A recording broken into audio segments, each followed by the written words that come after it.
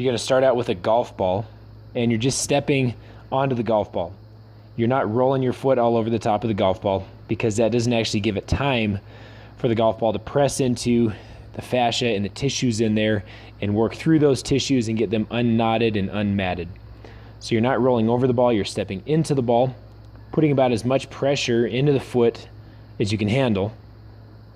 And then I'm going pretty quick here, but you want to spend a little more time if you can. Spend about 10 seconds per spot, especially where the heel connects to the middle of the foot right there.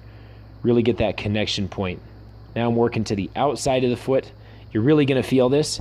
After you do this for a few days, you're going to feel good in a lot of ways. It's going to loosen up your feet, your legs. It'll loosen up a lot of the muscles in your lower body.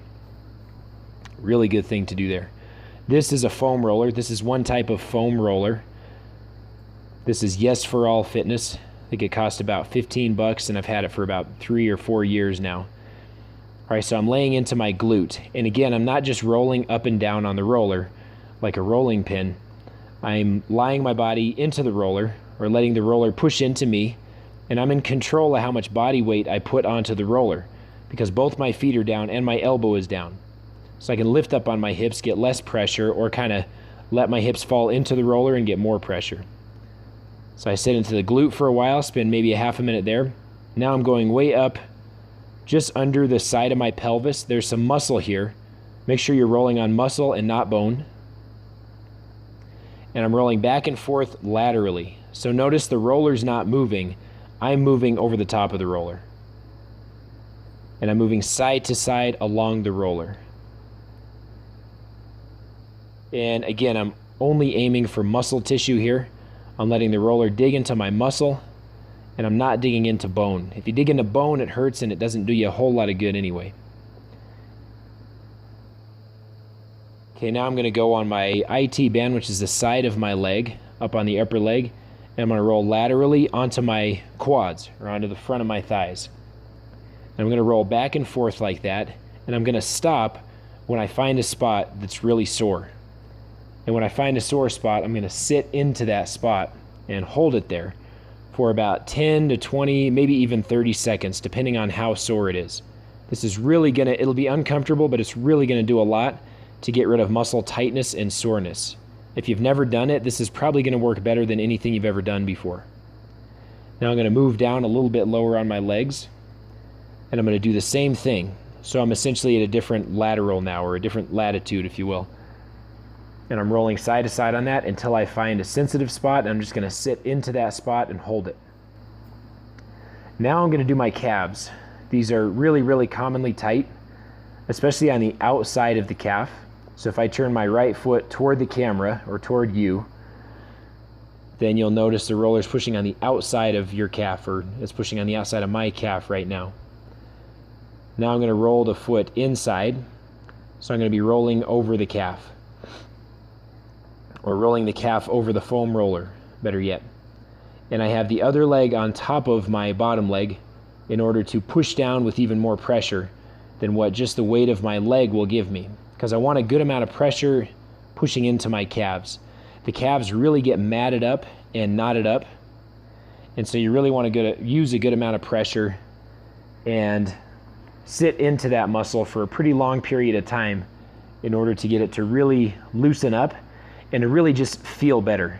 You're really just going to feel that area open up. A lot of blood flow is going to go into that area. You're going to feel better, probably more energized. You'll definitely feel loosened up, especially in the calves. And I'm starting high on my calves, moving side to side, and then moving the foam roller down to get a little lower on the calf. And now I'm even pushing right into the Achilles. So I'm putting a good amount of pressure right on the Achilles, and then I'm going to pull my toes back and point them and roll them side to side, and just keep moving through each of those movements. Really let that roller dig in, really push in with the other leg so you get a lot of pressure in that area. I have a softball. I recommend you start with a tennis ball, and you're going to start right where I have it, just above and inside the shoulder blade. I'm going to lift the arm up, and this is going to dig in just a certain way into that muscle. Hold it for about 10 to 30 seconds. Now the arm's out to the side. Now I'm pulling the arm across to the inside. And each one of these, you're going to feel sort of a new sensitive spot. Now I'm going to roll my arm in circles. And this is going to get relatively uncomfortable. More so with the softball than it will with the tennis ball.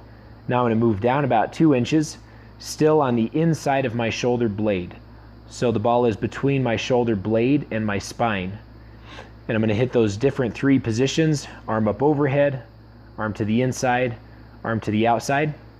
Hold it anywhere from 10 to 30 seconds in each position. And then I'm going to roll my arm, essentially doing arm circles or shoulder circles for about 10 to 30 seconds. Now I'm going to move that ball down another 2 inches and do the exact same thing. Hit each of those 3 points. And then I'm going to roll the arm in circles. And then make sure that you're doing all this stuff on the other side of your body as well. That's pretty obvious, but you might forget to. Make sure you do both sides of your body. And you don't have to do both sides all at once. You can do one side in the morning, do the other side in the afternoon. Okay, now I'm going to put that ball right on the back of my shoulder, right on the muscle there. And you can either do it this way, with the arm you're working on, that hand holding the head up, or you can hold the head up with the other arm or the other hand,